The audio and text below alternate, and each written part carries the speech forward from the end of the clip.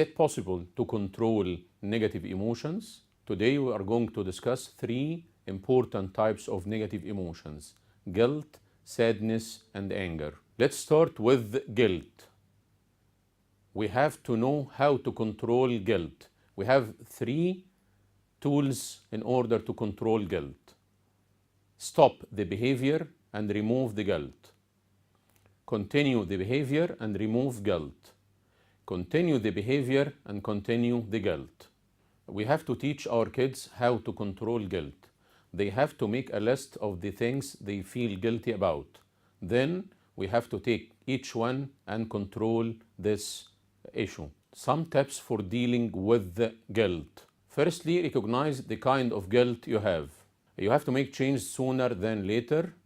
You have to accept doing something wrong. You have to learn from your experience.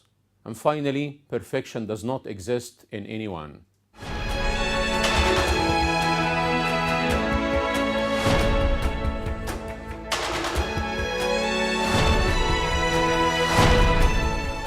The second type of negative emotion is anger.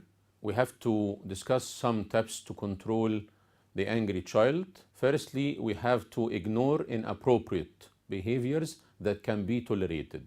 Provide opportunities for physical exercise and movement in order to release the negative energy. Use closeness and touching for your kid. Be ready to show affection. Ease tension through humor. Most of the studies show that humor results in the release of 2 important enzymes in the body, which are endorphins and enkephalins.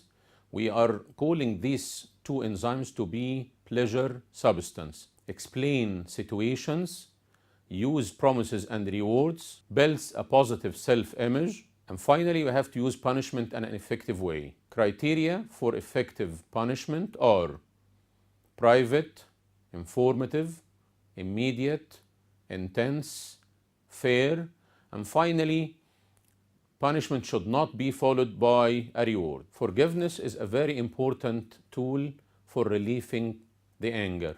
Forgive others not because they deserve forgiveness, but because you deserve peace.